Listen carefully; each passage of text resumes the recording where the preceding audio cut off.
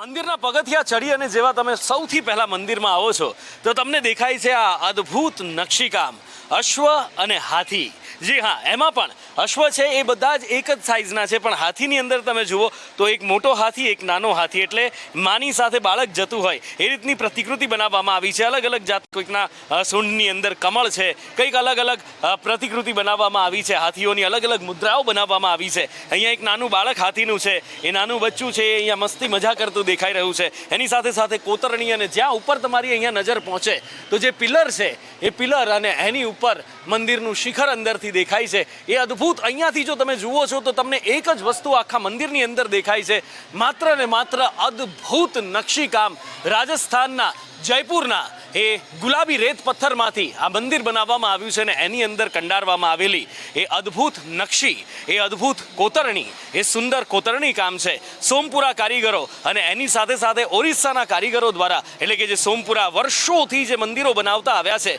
એમના જ વંશજો દ્વારા, એ જ સોમપુરાઓ દ્વારા અને ઓરિસ્સાના કારીગરો દ્વારા આ અદ્ભુત મંદિર, આ અદ્ભુત કોતરણી કામ તૈયાર કરવામાં આવ્યું છે। ખરેખર અહીંયા પહોંચીએ તો આ ગરમી આજથી આમ એવું લાગે છે કે ઉનાળો શરૂ થયો છે, અને એ ગરમીની અંદર જ્યારે મંદિરમાં પહોંચો છો તો આ ગુલાબી પથ્થરની જે ઠંડક મળે છે એની સાથે સાથે આંખોને પણ શીતળતા મળે છે કે આહા, કેટલું ભવ્ય અને કેટલું સુંદર મંદિર છે।